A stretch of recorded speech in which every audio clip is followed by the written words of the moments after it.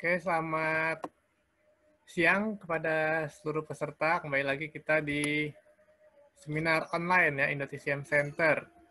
Nah, pada hari Minggu ini kita mengundang Sinse Herman ya, Sinse Herman SUD ya, yang beliau akan membahas tentang hipertensi atau tekanan darah tinggi dalam konsep tenis medicine ya, atau dalam konsep TCM.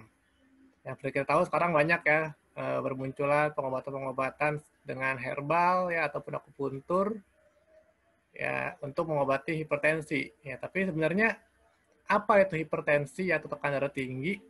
Nah, dalam konsep pengobatan Tiongkok ini.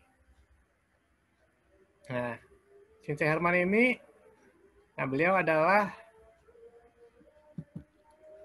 ini ya. Ya, beliau tinggal di Medan. Sebelumnya beliau pernah menempuh pendidikan di S1 ya, S1 Dharma Husada di STAB Nalanda, Jakarta. Lalu saat ini beliau juga menjadi pengurus di PKNI. Ya, PKNI DPD Sumatera Utara, Seksi Penelitian dan Pengembangan periode 2019 sampai 2024. Nah, saat ini Sinse Herman juga aktif dalam menghadiri seminar dan training di dalam maupun di luar negeri. Nah, lalu beliau ini juga merupakan salah satu peserta ya dalam rekor muri pengobatan akupuntur kepada pasien terbanyak di Indonesia. Ya tadi ya, ini piagamnya ya. Museum Rekor Indonesia dari muri ya dalam mengobati pasien terbanyak di Indonesia. Lalu saat ini beliau juga berpraktek Sinse bersama dengan dokter di Klinik Hidup Baru Medan. Oke, mungkin tanpa berlama-lama lagi, kita langsung berikan waktu dan tempat kepada Sinse Herman. Silakan. Bagi teman-teman, jika ada yang ingin bertanya, nanti bisa di chat dulu. Ya, nanti Sinse Herman akan memaparkan materi sekitar kurang lebih setengah jam. Nanti sisanya kita akan tanya jawab. Ya. Oke, kepada Sinse Herman, saya persilakan. Oke, selamat siang semuanya. Dengan saya Sinse Herman. Apa kabar semuanya? Semoga kita semua berada dalam keadaan yang baik dan sehat selalu ya. Hari ini saya akan membawakan materi tentang hipertensi atau di Indonesianya sering disebut sebagai tekanan darah tinggi. Kalau di China dibilang Gauxie ya. Tapi tahukah kita semua bahwa hipertensi ini sebenarnya adalah istilah dalam dunia medis. Sebenarnya kalau kita mengacu pada tradisional Chinese medicine ini, istilah hipertensi ini sebenarnya tidak ada. Istilahnya ya, saya bilang namanya ya istilahnya ya. Jadi kenapa tidak ada? Karena dalam Chinese medicine ini dia lebih fokus kepada diferensiasi sindrom berdasarkan sindromnya. Oke, next slide. Oke, nah kalau berdasarkan penelitian, nah hipertensi ini merupakan masalah yang cukup serius karena dia terjadi baik di negara yang maju maupun negara berkembang seperti di Indonesia. Dan tingkat orang yang mengalami hipertensi ini adalah tertinggi ya, angka nomor 1 di dunia. Penyebab kematian juga nomor 1 di dunia dan nomor 1 di Indonesia. Tentu saja bukan maksudnya hipertensi ini langsung menyebabkan kematian, bukan seperti itu. Tapi hipertensi ini merupakan penyebab penyakit seperti penyakit jantung, stroke maupun pembuluh darah, di mana penyakit ini merupakan sumbangsi nomor 1 kematian, angka kematian di dunia maupun di Indonesia. Nah, pada tahun 2015 sekitar 1,13 miliar orang di dunia menderita hipertensi, artinya 1 dari 3 orang di dunia ini mengalami hipertensi. Oke, next. Nah, hipertensi berdasarkan pandangan medis. Nah, hipertensi itu nama lainnya adalah tekanan darah tinggi. Jadi, ini merupakan tekanan yang diberikan oleh darah pada pembuluh darah. Nah, tekanan darah tinggi ini tergantung pada resistensi dari pembuluh darah itu sendiri dan seberapa keras jantung ini bekerja. Semakin banyak darah yang dipompa oleh jantung, maka semakin dan semakin sempit arteri, maka semakin tinggi pula tekanan darah. Nah, seseorang dikatakan tekanan darah tinggi apabila sistoliknya adalah 140, di atas 140, dan diastoliknya adalah 90. Nah, ini maksudnya pada saat jantung berkontraksi dan pada saat jantung relaksasi. Nah, hipertensi ini bisa dicek melalui pemeriksaan tekanan darah tinggi menggunakan tensimeter. Jadi ini berdasarkan pandangan medis. Next. Nah, hipertensi merupakan penyebab utama seperti yang tadi saya infokan sebelumnya, bahwa hipertensi merupakan penyebab utama dari jantung koroner, gagal jantung, stroke, gagal ginjal, dan lain-lain sebagainya, termasuk penyakit pembuluh darah ya. Oke, next. Nah, kadang kita mengira bahwa hipertensi itu selalu menunjukkan gejala. Pandangan ini cukup salah. Sehingga hipertensi ini bisa dikategorikan sebagai silent killer karena dia jarang menunjukkan gejala. Pada umumnya, bahkan dia tidak menunjukkan gejala apa-apa, tahu-taunya orang kena stroke. Nah, tahu-taunya ada kena jantung gitu ya. Tapi tidak semua orang tidak menunjukkan gejala. Beberapa di antaranya mungkin ada gejala, misalnya terasa pusing, kemudian ada nyeri kepala, nah kemudian pandangan tiba-tiba kabur, kadang ada sesak nafas, nyeri dada, maupun denyut jantungnya tidak stabil, irregular ya. Nah, next. Nah, faktor resiko dari hipertensi ini. Nah, ini baik dari segi medis maupun segi TCM setuju akan faktor resiko ini. Jadi, faktor resiko ini adalah maksudnya orang yang kemungkinan mengalami hipertensi. Seperti apa tipe orangnya? Biasanya adalah diet yang tidak sehat. Diet yang tidak sehat ini contohnya adalah makanan yang tidak sehat. Makanan yang tidak sehat itu seperti apa? Nah, seperti yang mengandung glukosa yang cukup tinggi atau karbohidratnya tinggi, padahal tubuh tidak memerlukan kandungan glukosa atau karbohidrat setinggi itu, tapi kita konsumsinya banyak sehingga yang keluar dan yang masuk tidak seimbang. Nah, kemudian juga diet yang tidak sehat ini termasuk juga konsumsi lemak yang tidak sehat ya, yang mengandung lemak yang tidak sehat. Kemudian juga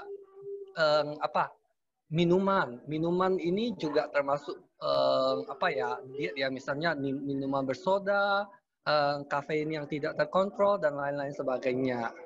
Nah, terus masuk ke dalam yang kedua ya, di mana tubuh tidak aktif. Maksud dari tubuh tidak aktif ini artinya adalah jarang olahraga, kemudian artinya tidak ada aktivitas fisik atau aktivitas fisik sangat minim sekali.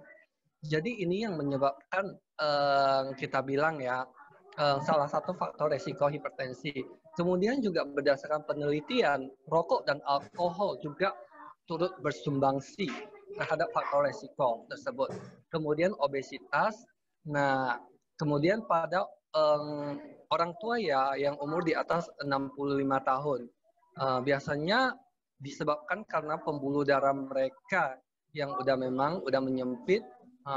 Kemudian juga resistennya juga udah kurang. Kemudian ada faktor heredity, artinya keturunan. Jadi misalnya ada yang orang tuanya hipertensi, jadi pada anaknya harus hati-hati. Kemudian kurang tidur juga sangat berpengaruh ya, karena dia akan pengaruh ke mood, dan seperti yang kita tahu, mood itu sangat pengaruh juga kepada tekanan darah tinggi. Oke, next. Nah, sedangkan dalam pandangan Chinese medicine atau traditional Chinese medicine, hipertensi ini sebenarnya tidak ada dalam istilah Chinese medicine. Jadi, hipertensi ini dia dikelompokkan dalam diferensiasi sindrom. Diferensiasi sindrom ini artinya adalah dari beberapa simptom yang keluar yang tampak dengan 4 cara pemeriksaan, maka bisa dipastikan sindrom apa yang terkena pada orang yang bersangkutan. Nah, hipertensi ini diklasifikasikan berdasarkan simptom gejala ya, dan kemudian disharmony pattern. Disharmony pattern ini maksudnya sindrom berdasarkan individual masing-masing. Jadi artinya untuk satu orang belum tentu untuk orang lain sama sindromnya. Jadi pengobatannya juga untuk satu orang belum tentu sama untuk orang lain kalau berdasarkan Chinese medicine. Dan kemudian Chinese medicine juga dia mengelompokkan hipertensi ini dalam dua konsep ya. Sebenarnya dua konsep, yaitu dia masuk ke dalam vertigo dan konsep sakit kepala. Kemudian kalau berdasarkan sindrom yang paling utama adalah hyperactive liver yang kemudian juga liver wind. Angin liver, jantung. Oke, next. Kemudian faktor penyebab hipertensi dalam dunia TCM. Faktor emosional dalam hati ini, pikiran ya, batin ini sangat penting karena dia merupakan faktor utama kalau dalam TCM. Kemudian diet seperti yang tadi saya jelaskan sebelumnya. Nah, kemudian penyakit yang berkepanjangan, artinya penyakit lain apabila dibiarkan terus-menerus, dia juga bisa menjadi faktor resiko terjadinya hipertensi. Kemudian kelelahan yang berlebihan. Next.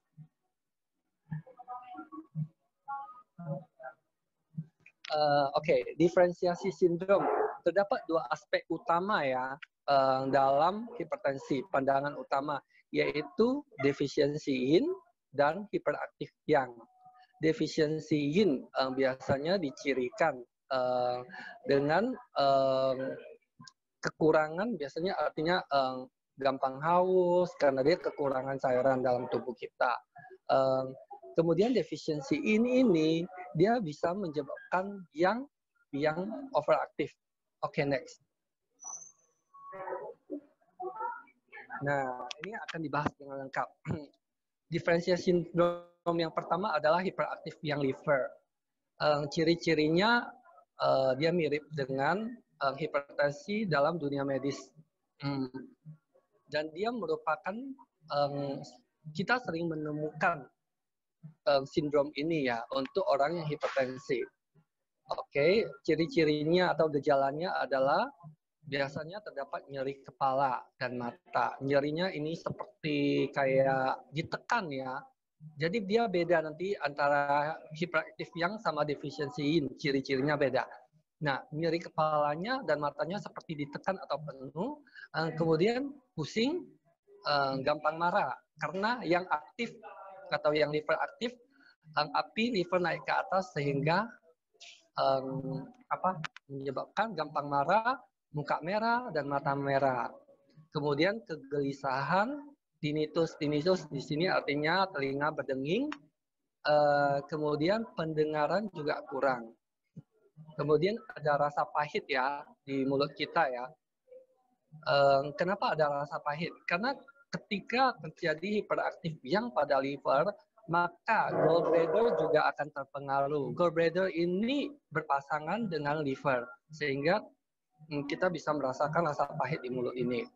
Kemudian urin warnanya kuning kegelapan. Karena adanya yang aktif, artinya panas, biasanya akan terjadi konstipasi, artinya susah buang air besar. Ciri-ciri yang kita bisa lihat di lidah kita adalah, contohnya adalah lidah kita merah, kadang bisa kering ya tanpa selaput, kadang juga bisa dengan selaput kuning. Oke, pemeriksaan nadi. Pemeriksaan nadi, biasanya nadinya tegang, ketika dipegang dia akan terasa seperti nadi senar atau seperti kita senar gitar gitu. Kemudian dia cepat dan kuat. Oke, next. Nah, bagaimana cara menterapi untuk masalah hiperaktif yang liver ini? Kita bisa menggunakan prinsip terapi sebagai berikut, yaitu tenangkan liver, tekan yangnya. Jadi yang berlebih itu kita tekan atau kita kontrol, kemudian hilangkan panas. Dengan menghilangkan panas, maka kita dapat mengurangi api liver yang membara. Dan formula herbal yang digunakan, yang sering digunakan adalah modifikasi Longtan Xie Kantang. Nah, Longtan Xie Kantang ini komponen utamanya adalah Longtan Chow. Longtan Chow ini dia punya fungsi untuk menekan api liver. Dia juga punya fungsi untuk gimana ya bahasa Indonesianya ya, untuk untuk menghilangkan panas pada bagian liver karena dia untuk meridian liver. Kemudian komponen lainnya adalah Huangqin. Huangqin juga untuk meridian liver, biasanya untuk menghilangkan panas pada liver dan juga untuk menenangkan liver. Nah, apabila kita bisa kombinasi dengan titik akupuntur.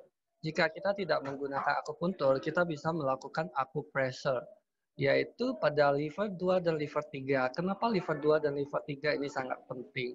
Karena liver 2 dan liver 3 ini sangat berpengaruh, sangat memiliki efek yang sangat penting untuk liver. LV2 dan LV3 dia punya fungsi untuk memadamkan atau meringankan api liver yang membara. Kemudian Sancau 5 juga sama fungsinya. Kidney 3. Kidney 3 di sini adalah dia bisa digunakan untuk tonik ginjal.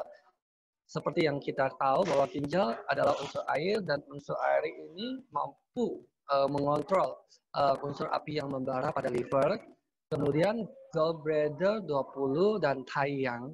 Nah, gallbladder 20 dan Taiyang biasanya untuk hiperaktif yang liver yang menyerang kepala. Artinya kita ada sakit kepala, kita bisa menggunakan GB20 dan Taiyang. Oke, next. Next. Oke, kemudian sindrom kedua yang sering ditemui, yaitu defisiensi yin. Defisiensi ini lebih condong kepada defisiensi yin liver dan defisiensi yin ginjal. Nah, karena adanya defisiensi yin akan menyebabkan hiperaktif yang. Jadi gejalanya mirip dengan hiperaktif yang, karena biasanya defisiensi yin akan diikuti oleh hiperaktif yang. Tapi dia punya ciri khusus lagi, yaitu sakit kepala, tapi sakit kepalanya bukan kayak penuh, tapi dia agak tumpul. Tumpul artinya sakit kepala ringan, berlangsung lama. Kemudian banyak mimpi, nyeri pinggang, dan lutut lemah. Oh. Halo, Arya? Iya, silakan. Arya? Iya, silakan lanjut. Oke. Kemudian nyeri pinggang dan lutut lemah. Kenapa nyeri pinggang dan lutut lemah? Nah, ini biasanya dikaitkan dengan defisiensi yin pada ginjal ya. Seperti yang kita ketahui bahwa ginjal itu menguasai daerah pinggang sama daerah lutut, dia menguasai tulang. Kemudian panas pada dada. Panas pada dada ini seperti apa? Karena adanya defisiensi yin, maka yang menjadi lebih aktif. Cairan kurang, maka api naik. Sehingga terjadi maksudnya adalah panas pada dada, telapak tangan, dan kaki. Dan panas pada telapak tangan dan kaki ini merupakan ciri khas dari defisiensi yin. Kemudian tenggorokan dan mulut kering. Kita bisa melakukan pemeriksaan pada lidah juga untuk memastikan apakah dia defisiensi yin atau enggak, yaitu apabila lidahnya merah sedikit atau selaputnya tipis, kemudian kuning biasanya menunjukkan adanya panas. Kemudian nadinya senar, nadi senar biasanya menunjukkan adanya panas, tapi panas ini dicirikan oleh nadi senar dan cepat. Nah, senar ini juga bisa biasanya menunjukkan gejala kayak ada stagnasi, biasanya panas panas pada umumnya bisa menyebabkan stagnasi.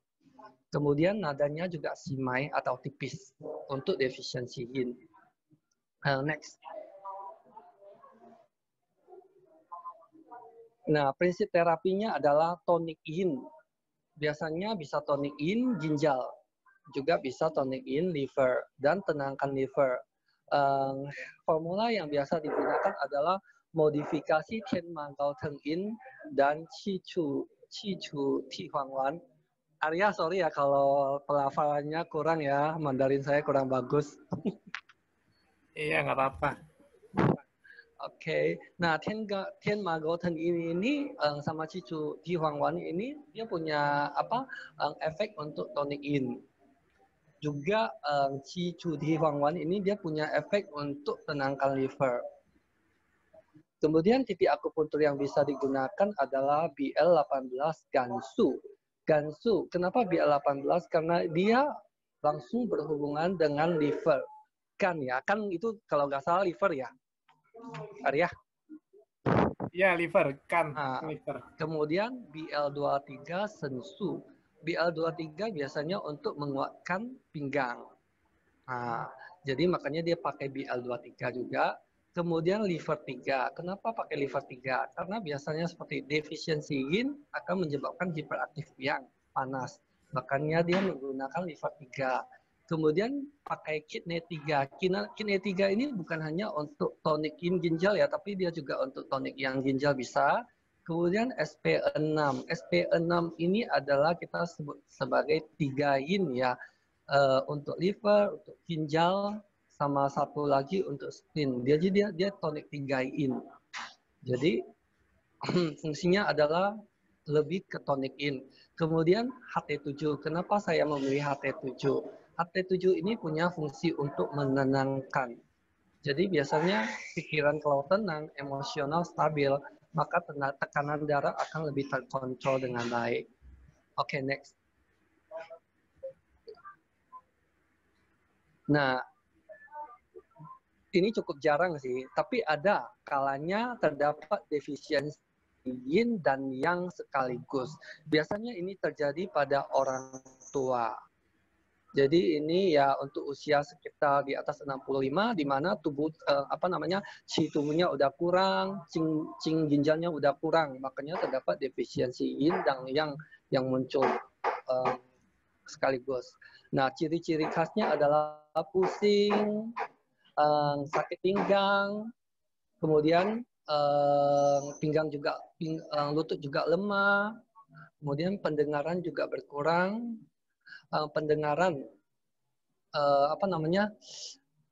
berdengung ya, tinnitus ya, kemudian palpitasi, artinya kita bilang apa ya, palpitasi itu seperti terasa dada kita, jantung kita terasa berdebar-debar, kemudian insomnia, nafas juga pendek.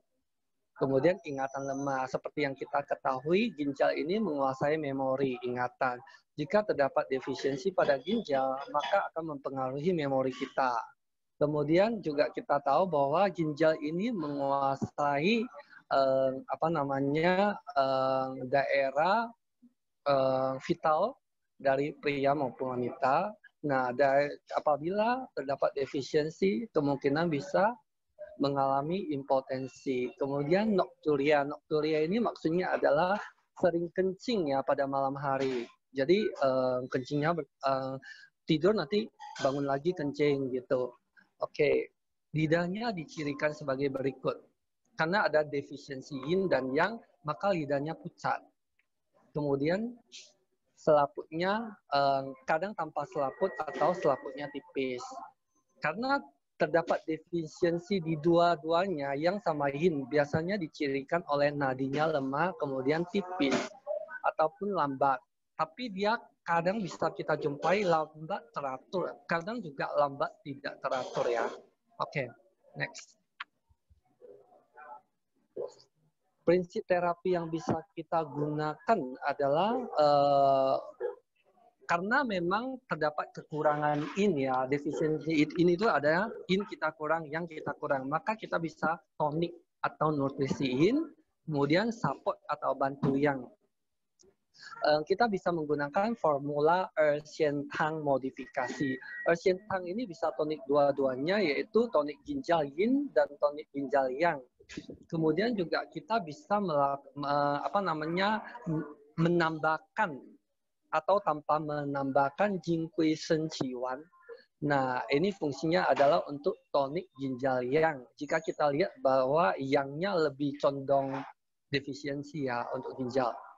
Kemudian yang bisa kita gunakan, titik akupuntur yang bisa kita gunakan adalah BL23 sensu. Seperti yang tadi saya bilang sebelumnya, bahwa sensu ini punya fungsi untuk menguatkan pinggang dan lutut. Dia juga punya fungsi untuk tonik ginjal. Kemudian CV4 atau Guanyin, ini kalau nggak salah dia terdapat di sini, perut kita. Daya perut bagian sini. Kemudian ST36, ST36 ini sangat bagus ya, karena dia bisa digunakan untuk tonik qi pada stomak, artinya pada lambung, pada limpa, dia juga bisa untuk menguatkan, fungsi menguatkan tubuh, makanya ST36. Kemudian ST6, kemudian KI3. Oke, next. Next. Oke, kemudian sindrom berikutnya adalah akumulasi dahak lembab. Biasanya ini merupakan sindrom turunan ya, sindrom lanjutan.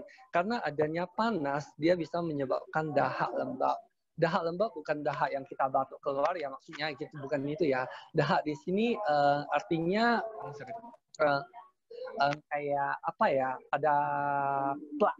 Dahak maksudnya dia bisa dalam bentuk plak di pembuluh darah maksudnya. Terus lembab. Nah, biasa ciri khasnya adalah pusing, sakit kepala terasa berat seperti dibungkus. Nah, ini ciri khas dari akumulasi lembab, yaitu kepala terasa berat seperti dibungkus. Ini ciri khas dari akumulasi lembab. Kemudian perut terasa penuh. Kenapa perut terasa penuh? Karena lembab itu biasanya sering terjadi di daerah spleen atau limpa. Nah, makanya perut terasa penuh. Nafsu makan juga berkurang, tentu saja, karena ketika perut kita terasa penuh, otomatis nafsu makan kita berkurang. Kemudian mual, edema karena dahak tertumpuk ya, lembab tertumpuk, biasa cairan tertumpuk di tubuh, makanya bisa edema. Kaki jadi lemah. Nah, kita bisa lihat bahwa ini biasanya lidahnya bisa merah atau juga tidak. Tapi kita lebih fokus ke selaputnya. Biasanya selaputnya tebal, bisa tebal atau mungkin dia nggak terlalu tebal tapi dia kayak berminyak gitu dan kotor. Nah, nadinya adalah nadi tegang. Nah, nadi tegang biasanya merupakan ciri khas dari stagnasi. Kemudian halus dan licin. Halus licin ini maksudnya seperti mutiara ya. Oke, next. Nah, prinsip terapinya adalah karena adanya lembab, maka kita harus buyarkan lembabnya, kemudian kita tenangkan anginnya. Kenapa bilang tenangkan anginnya? Biasanya lembab ini dia tidak berdiri sendiri. Dia tidak berdiri sendiri, biasanya bisa disertai dengan angin. Angin ini internal wind ya, maksud saya ya, bukan angin dari luar ya. Nah, jadi biasanya ini ada terdapat sindrom B. Nah, kita bisa menggunakan formula Banxia Baijiu Tian Matang modifikasi. Titik akupuntur yang kita bisa gunakan adalah PC6. PC6 di sini. PC6 3 jari dari pergelangan tangan. Artinya 2 cun. Nah, ini sangat bagus untuk orang yang mengalami hipertensi. Kemudian ST36 juga selain dia punya fungsi untuk menguatkan limpa lambung, dia juga punya fungsi untuk melancarkan. Kemudian ST40 liver 3. Seperti yang kita ketahui, liver itu punya fungsi kelancaran, makanya punya liver 3. Kemudian REN 12, GB34 dan ST6. Next.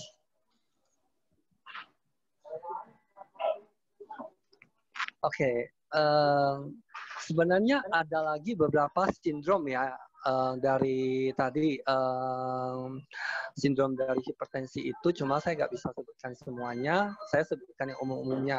Biasanya sindrom-sindrom yang lain adalah sindrom turunan. Misalnya nih, karena panas atau karena akumulasi dahak nih, dia bisa menyebabkan stagnasi pada meridian. Nah, nanti muncul lagi sindrom yang disebut stagnasi pada meridian. Tapi saya nggak akan bahas karena itu biasanya sindrom turunan. Oke, pencegahan dan pengobatan, diet yang sehat. Nah, baik TCM maupun medis barat setuju bahwa diet yang sehat ini sangat penting untuk mencegah hipertensi. Seperti apa diet yang sehat ini? Diet yang sehat itu adalah kurangi konsumsi garam. Seperti yang kita ketahui bahwa garam atau makanan yang asin-asin ini dia akan menaikkan menyebabkan tekanan darah jadi tinggi, kemudian kurangi atau hindari makanan berlemak yang tidak sehat. Terus kemudian hindari kopi berlebih, kafein berlebih ya, karena kafein berlebih ini, kopi ini berlebih ini dia bisa meningkatkan tekanan darah ya, tekanan darah.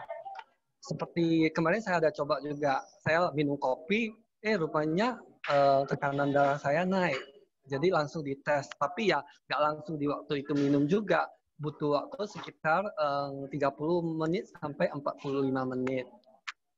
Kemudian diet yang sehat itu kita bisa diet dengan konsumsi makanan-makanan yang warna hijau. Biasa warna hijau ini dia akan masuk ke meridian liver.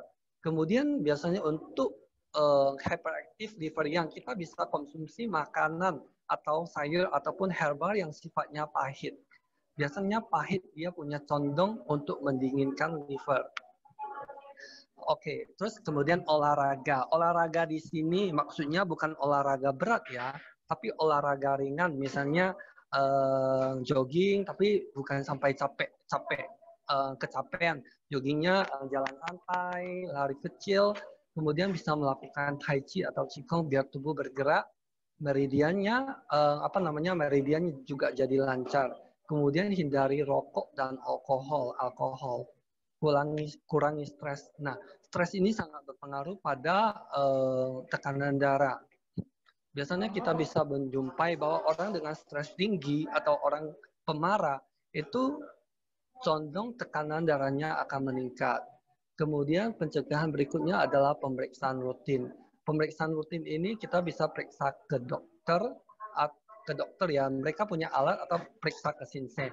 Biasanya kita kolaborasi, artinya gabung. Kita periksa ke dokter sama Shinsei. Kalau kita mau menggunakan herbal, kita pertama-tama kita harus cek tekanan darah kita. Cek tekanan darah kita melalui alat tensimeter. Dari situ, menunjukkan bahwa ada hipertensi. Kemudian kita bisa periksakan ke Shinsei. Di Shinsei dia akan menentukan diferensi sindrom. Dia masuk ke dalam kategori sindrom yang mana.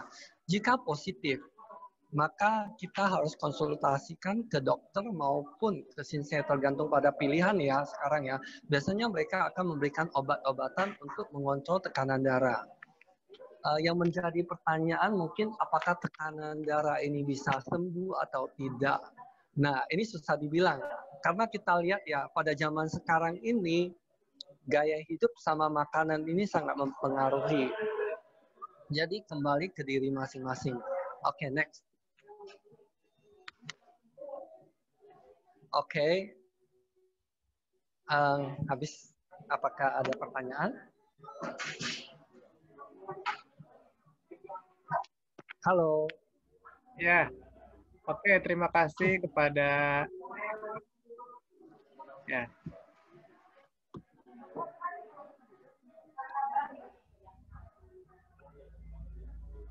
Ya, oke, terima kasih kepada Shinsei Herman yang sudah memaparkan materinya. Ya, jadi ternyata ya hipertensi itu, yang penyakit hipertensi atau tekanan darah tinggi berbeda ya dengan dalam teknis medicine ya, bahwa dalam teknis medicine ini hipertensi itu ada banyak sekali penggolongan-penggolongan lainnya yang berdasarkan pemeriksaannya nanti ya, ada yang tadi ada dahak lembab ya, ada defisiensi yin, ada liver yang membara ya. Jadi kalau kita ada hipertensi, ya kita berarti nggak bisa langsung minum obat hipertensi. Kita mesti tahu dulu sindromnya apa ya. Itu ya, Sinta Herman ya. Ya benar, kita harus tahu sindromnya apa dulu, sehingga kita bisa, kalau maksudnya kalau kita mau cari yang medis timur ya, kalau medis barat ya biasanya mereka ngomongin obatnya cuma satu jenis atau beberapa jenis doang. Kalau medis timur kita harus menentukan sindromnya sehingga kita bisa memberikan pengobatan yang tepat. Nah, biasanya kalau sindromnya benar-benar udah hilang nih dalam waktu yang lama, kita bisa kemudian kita cek dia udah tidak menunjukkan gejala, tidak ada simptom lain-lainnya, tidak ada keluhan-keluhan lain dalam waktu yang lama ya. Biasanya kita anggap itu sembuh atau terkontrol dengan baik. Tapi sembuh dalam hal ini bukan berarti dia tidak bisa balik ya. Karena yang namanya manusia, tubuh ini kan ada organ. Nah, organ ini kan sangat dipengaruhi oleh umur, juga sangat dipengaruhi oleh aktivitas dan makanan. Jadi kalau kita konsumsi makanan yang tidak sehat, ya otomatis kembali lagi kita kena. Oke. Ya, terima kasih Sinta Herman. Oke, mungkin teman-teman di sini ada yang ingin bertanya, boleh langsung bertanya. Oke, ada Pak George, silakan. Waduh, selamat siang nih, sorry telat. Apa kabar? Sorry, saya agak telat masuk, tapi slide yang tadi itu sama saya itu. Gini pertanyaannya, kalau orang yang sudah mengalami hipertensi ya atau tekanan darah tinggi, itu biasanya orang kan langsung panik ya, panik, langsung makan obat ini itu, nanti akhirnya bukannya itunya yang sembuh, malah menimbulkan penyakit yang lainnya, gitu ya. Jadi dari segi TCM, kira-kira apa yang tadi kan dibilang kan harus cari dulu apa penyebabnya, sindromnya. Tapi kalau bagi orang awam itu dari segi TCM itu bisa ya disembuhkan ya, kalau tekanan darah tinggi ya atau hipertensi ya. Oke. Ada lagi? Ya, itu yang saya kan juga praktek ya. Jadi saya menemukan banyak orang yang begitu. Jadi begitu baru tes, tinggi, langsung obat kan. Jadi banyak obatnya. Tapi itu nggak sembuh. Dia menimbulkan yang lain gitu loh. Nah itu kan soset ya. Itu ya itu nggak bisa dia dipikir secara sehat, tapi begitulah kenyataannya. Jadi secara TCM bagaimana untuk approach orang-orang yang sudah kena tekanan darah tinggi, terus dia start makan obat-obatan yang nggak karuan lah gitu ya. Oke, terima kasih. Sebenarnya kalau biasanya mereka cari ke medis barat atau dokter memberikan hal ini juga berdasarkan pertimbangan ya. Jadi dokternya juga bukan asal kasih obat, dia juga mempertimbangkan resikonya. Karena kalau dia tidak memberikan obat hipertensi pada saat itu juga, dia takutnya nanti dia akan menjalar kemana-mana. Nah, sedangkan kalau dia memberikan obat hipertensi, mungkin memang ada efek sampingnya. Misalnya efek sampingnya ke ginjal, atau kadang obat tekanan darah tertentu, dia bisa menyebabkan edema pada kaki. Tapi itu itu adalah pilihan yang memang harus diambil. Artinya kalau dia nggak melakukan tindakan, mungkin bisa berbahaya untuk nyawa orang tersebut. Nah, seperti yang kita tahu bahwa kalau hipertensi ini tidak ditangani segera dalam 1 tahun, artinya dalam 1 tahun tanpa minum obat, tanpa ada penanganan apa-apa, maksimal ya, saya bilang maksimal loh, dalam 1 tahun orang bisa meninggal. Ini tanpa tindakan ya, maksudnya tanpa tindakan loh. Kalau dengan tindakan, dia bisa hidup seperti biasa. Nah, kemudian kalau kita pandang dari segi TCM seperti yang tadi Bapak bilang, bahwa biasanya orang kalau kena hipertensi dia tiba-tiba panik.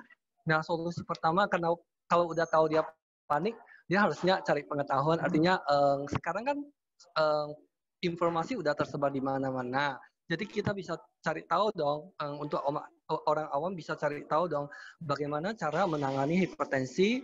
Nah, otomatis yang pertama-tama adalah kita tidak boleh panik. Karena dalam TCM sendiri kan stres itu atau stres itu kan panik itu kan termasuk stres juga, bisa memberikan stres. Nah, itu juga mempengaruhi tekanan darah. Otomatis yang pertama-tama adalah tenangkan diri. Yang kedua adalah kita bisa melakukan setelah tenang nih, kita bisa tanya dokter. Oke, tanya dokter dulu. Karena mungkin solusi tercepat yang langsung kelihatan itu adalah di medis barat karena dia punya alat hipertensi. Nah, nanti dia udah berikan kita obat nih.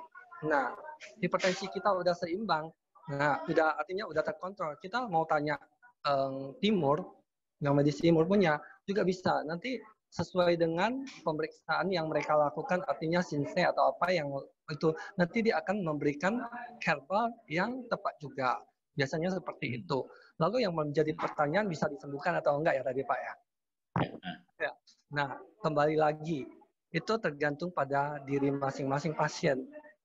Kenapa? Kalau dari segi TCM, memang secara jurnal saya bilang jurnal resmi yang belum ditemukan, karena jurnal itu biasanya mereka mengambil sampel yang sangat besar. Bukan hanya satu per kasus ya, tapi kasusnya udah banyak. Nah, belum ada yang berani menyatakan bahwa hipertensi itu bisa sembuh.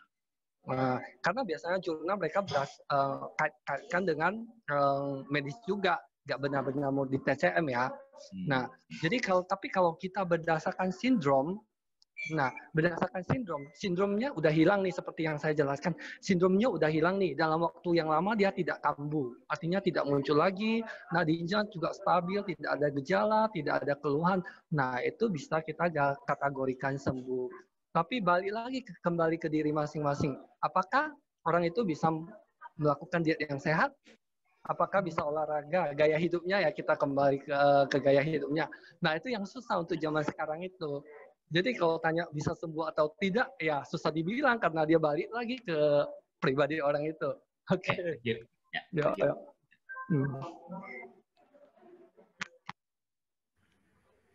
Ya. Mungkin ada lagi yang ingin bertanya, boleh lewat chat atau ada yang ingin bertanya secara langsung juga boleh, masih ada waktu. Oh, ada yang bertanya dari Krisna Merita. Ya, tadi dia bertanya, tadi faktor risiko dari hipertensi salah satunya adalah di atas umur 65 tahun. Nah, apakah dengan akupuntur bisa membantu? Lalu progresnya bagaimana? Oke, kalau tanya saya ini, akupuntur bisa membantu. Saya berani jawab bisa membantu. Karena dia bisa membantu mengontrol ya. Tapi kita butuh kerjasama. Artinya bukan hanya, tergantung pada si pengobat. Enggak. Kalau misalnya udah di akupuntur nih, tapi makan santan lah, makan ini, makan daging, makan jeroan lah, ya otomatis terus konsumsi yang kandungan garamnya tinggi lah, ya otomatis ya nggak bisa terkontrol ya. Apalagi umurnya udah tua, organ-organ itu udah melemah semuanya. Jadi harus ada kerjasama.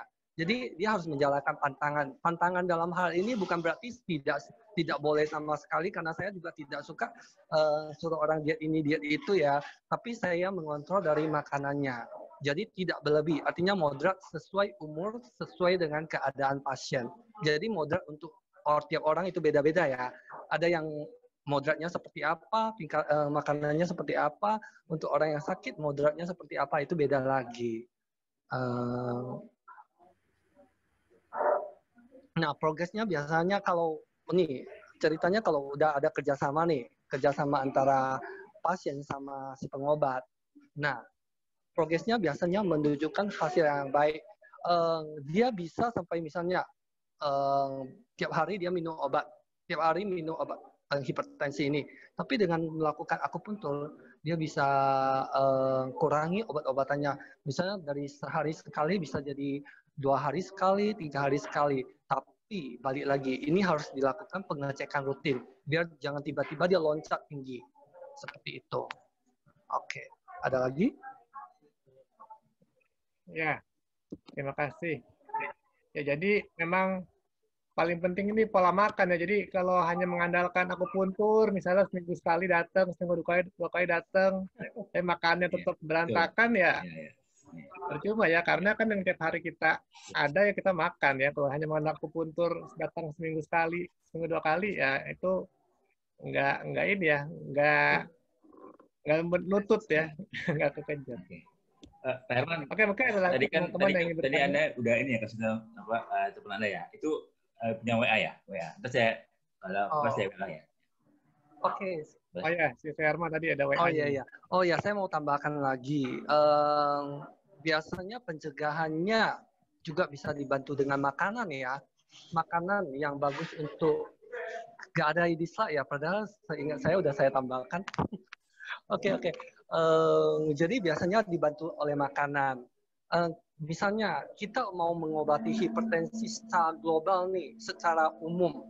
Artinya tidak panjang sindrom secara umum nih. Nah, kita bisa menggunakan seperti apa? Akupressor. Akupressor yang saya sarankan ini dia 3 titik utama ini sangat penting. Jadi dia bisa membantu untuk menurunkan hipertensi. Ada juga yang mengalami hipotensi, dia juga lakukan akupressor di sana, cuma manipulasinya beda, stimulasinya beda. Jadi 3 titik yang biasanya saya pilih adalah PC6, Nequan, itu adalah titik umum. Kemudian liver LI4 Heku. Ini biasanya untuk mengontrol hiperaktif yang ya, panas yang berlebih. Kemudian satu lagi adalah HT3. HT3 di sini. Karena dia berkaitan dengan ritme jantung, berkaitan dengan jejak jantung. Nah, itu 3 titik utama yang biasa bisa diambil. Kemudian titik yang lainnya bisa sesuai dengan kebutuhan. Misalnya nih sakit kepala nih, hipertensi menyebabkan sakit kepala, bisa pijit di daerah fengci sama di daerah ini Taihui. Nah, oh ya, titik utama satu lagi adalah LV3, liver 3. Karena biasanya hipertensi itu selalu diciri khas dengan panas pada liver. Panas pada liver, kenapa? Baik defisiensi yin ataupun hyperaktif yang semuanya menunjukkan adanya panas. Oke. Jadi liver 3 itu sangat penting juga. Terus dari segi makanan nih, kita bisa makan kayak seledri itu sama timun. Kenapa seledri? Seledri warna hijau dan dia untuk meridian jantung. Meridian liver. Fungsinya adalah mendinginkan liver. Dan berdasarkan penelitian juga seledri ini mampu untuk membantu menurunkan hipertensi. Begitu juga timun. Kemudian juga kita bisa konsumsi minuman ya. Yang paling saya doyan itu krisan, Cihua. Nah, krisan ini juga bisa untuk membantu mengontrol ya kadar hipertensi. Jadi karena kenapa Cihua ini dia juga untuk mengalir ke meridian liver. Fungsinya juga cooling. Jadi dia bisa untuk hyperaktif yang. Kemudian kukwa itu kita pare ya. Pare juga bisa karena pare juga dia untuk hiperaktif yang juga. Oke, itu aja. Oke, terima kasih. Herman, jadi apa titiknya tadi? LI4, PC6 sama HT3 ya? Iya, benar-benar. Itu 3 titik utama. Sama liver 3 tambah satu lagi liver 3. Karena liver 3 dia punya fungsi untuk melancarkan. Karena liver menguasai pelancaran. Oke. Thank you. Oke, sama-sama. Ya, mungkin ada lagi yang ingin bertanya. Nah, ini Pak Srianto. Prakteknya di mana Pak Herman? Nah, tadi di mana tuh tadi? Di Klinik Hidup Baru, Jalan Gaharu, nomor 12, Medan. Tadi di sini ada ya.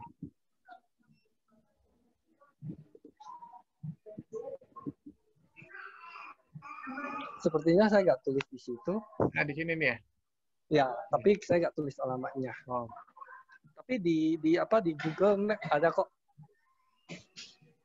Klinik Hidup Baru, Jalan Gaharu. Jalan Gaharu ya. Ya, nomor 12.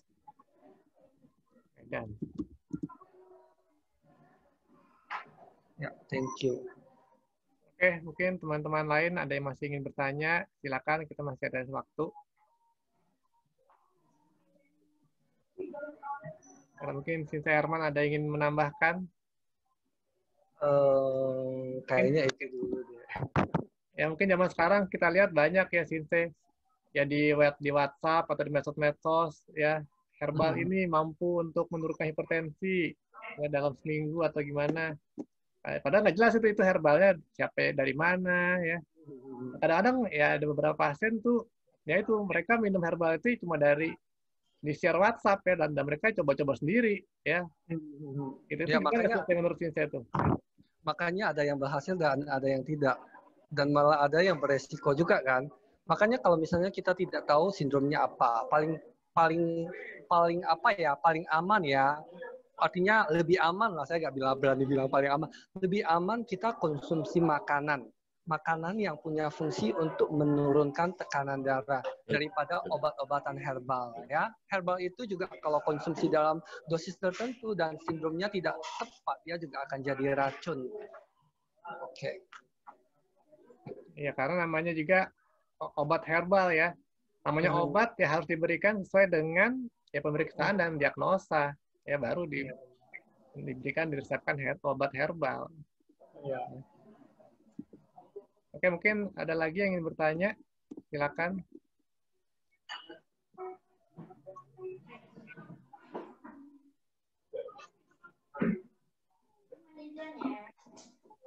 Tidak ada. Mungkin sebagai penutup, Sinse. Oke. Sebagai penutup adalah gini. Kalau kita sebelum kita terkena hipertensi, sebaiknya kita jaga dulu diri kita dulu ya. Usahakan jangan tidur terlalu malam. Usahakan kita bisa tidur teratur di jam yang sama, waktu yang sama. Bangunnya udah pagi, terus udah pagi kita bisa melakukan olahraga qigong atau tai chi. Itu bisa untuk sirkulasi qi kita di meridian kita maupun tubuh kita. Jadi lebih lancar. Kalau lebih lancar, otomatis sumbatan-sumbatan atau stagnasi itu bisa kita hindari ya. Kemudian dari segi makanan juga kita harus jaga. Jangan konsumsi makanan yang kita sukai secara berlebihan. Bukan berarti kalau kita ada orang yang punya pandangan, konsumsi sayuran hijau tanpa dimasak itu bagus banget. Tapi kalau dia konsumsi terus-menerus seperti itu, memang bagus. Tapi dia konsumsi terus-menerus kayak gitu, dia akan punya efek ke tubuh kita terlalu dingin, dan kemudian bisa menyebabkan dahak lembab. Nah, seperti yang kita lihat tadi kan, dahak lembab itu bisa sebabkan apa? Kayak gitu. Kemudian stres. Artinya kita harus melatih mental kita. Artinya jangan gampang stres. Bagaimana cara melatih mental kita? Banyak caranya. Mengalihkan perhatian, misalnya pada saat kita marah nih, kita bisa mengalihkan perhatian, atau mungkin bagi praktisi yoga. Yoga kan ada yang yoga gerakan, ada yoga nafas. Nah, dia bisa melatih dengan olah nafas. Nah, bagi praktisi meditasi, ya udah jangan dibilang lagi, mereka biasanya bisa mengontrol dengan baik. Kemudian jangan konsumsi rokok dan alkohol, itu paling penting juga ya. Kalau bisa dihindari. Saya tahu sebagian dari kita ada yang konsumsi itu. Terus kalau memang udah terkena nih, tadi kan cegah. Kalau udah terkena gitu, jangan panik. Segera periksakan diri kita ke dokter atau ke pengobat yang kita pandang baik atau memang bagus. Biasanya mereka akan memberikan obat-obatan yang mampu menekan atau mengontrol hipertensi kita. Oke, itu aja. Oke, terima kasih Sinse Herman atas waktunya. Satu lagi, Pak. Silakan Pak George. Ya. Apa namanya? Singkat ini. Apakah diabetik itu ada hubungannya dengan hipertensi? Penyakit diabetes? Berdasarkan penelitian ada. Berdasarkan penelitian itu ada. berdasarkan.